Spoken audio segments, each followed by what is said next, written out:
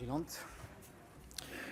Madame la présidente, monsieur le ministre, mes chers collègues, alors que notre pays a atteint en 2019 le triste record de 232 200 avortements, soit une grossesse sur 4, il nous est proposé de prolonger l'IVG à 14 semaines. 232 200 IVG, soit 26 par heure, ce sont 232 200 femmes blessées dans leur chair et dans leur cœur. Car si l'avortement est un droit, il n'est jamais sans conséquences psychologiques. Le traumatisme est d'autant plus grand que, selon un sondage réalisé en 2010, 47% des femmes qui avortaient le faisaient principalement pour raisons matérielles. 10 ans plus tard, la situation économique de notre pays s'étant fortement dégradée, il est fort à craindre que ce chiffre soit en progression, d'autant que les mesures en faveur de la famille n'ont cessé d'être rabotées. L'angoisse de l'avenir conduit à la tristesse du présent et à une blessure qui ne se refermera probablement jamais.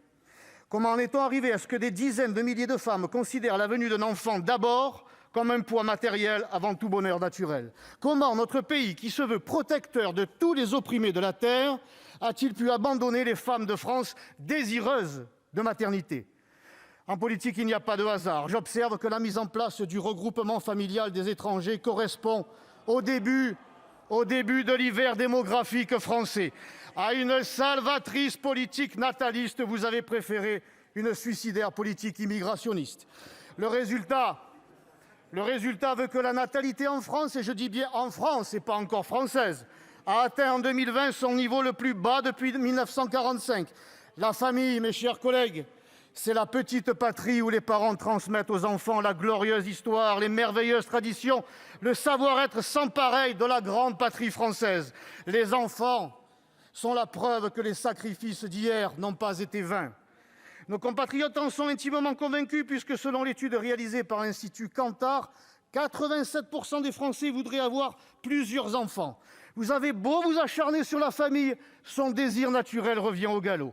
Et nous devrions tous, non seulement nous en féliciter, mais aussi et surtout accompagner, développer ce choix de grossesse en instaurant une audacieuse politique en faveur des familles françaises, car en France, mes chers collègues, c'est la famille française qu'il nous faut soutenir et elle seule.